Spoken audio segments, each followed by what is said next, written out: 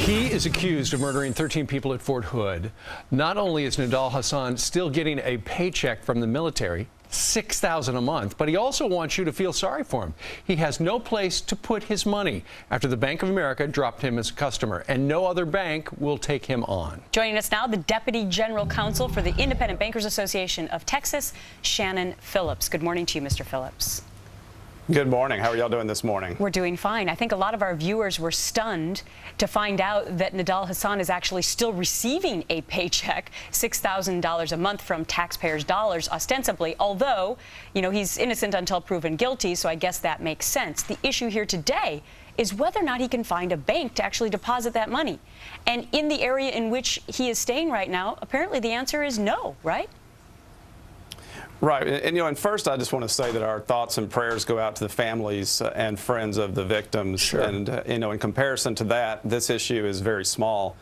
But, you know, right, the bank has the right to refuse service to someone if they have a reason to think that that person has, you know, done something. Usually what you see is something inside the bank where they've had repeated overdrafts, or maybe there's some suspicious activity going on in the account, you know, something like that. Sure, cases where somebody is a bad customer, a bad consumer, but this guy is somebody, right, sir, who killed 13 people, and for some of these banks in the area, those were probably some of their customers who wound up dead. But what's unusual is, absolutely, and perhaps one bank would say, okay, we're not going to have you as a customer, but for him to be blackballed by all the banks, that seems extraordinary.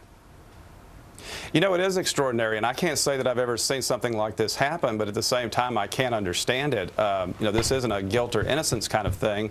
In fact, when banks do close accounts, you know, the folks that they're closing the accounts of, these folks have not been found guilty of anything generally. I mean, someone could come in and threaten violence or perform an act of violence against a customer or someone that works at the bank.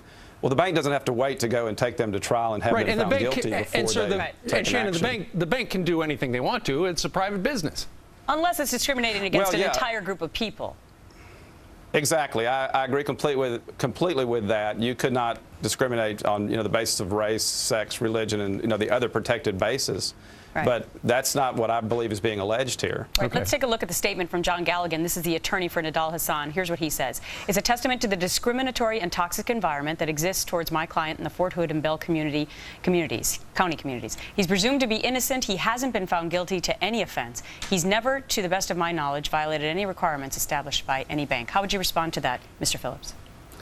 Well, first of all, you know, Bank of America, I don't know why they closed his account. So I have to say that first, you know, first and foremost. There could have been something that happened, and Bank of America can't speak to that because of privacy issues, and Mr. Hasan's attorney has not spoken to that. Either he doesn't know or hasn't said why. Right. So, you know, we don't know why it was, why the account was closed. But as far as discrimination, they're not discriminating against a class of people. I don't believe that some class that Mr. Hasan would belong to, that Bank of America has closed all of those accounts. Okay. All right, Shannon Phillips, we thank you very much for telling us about the story of Nidal Hasan, and he doesn't have any banking activities down there in Texas. Thank you, sir. The Obama administration continues to blame it all on Bush, but Senator John McCain says that plan could backfire. Laura Ingraham weighs in at the top of the hour.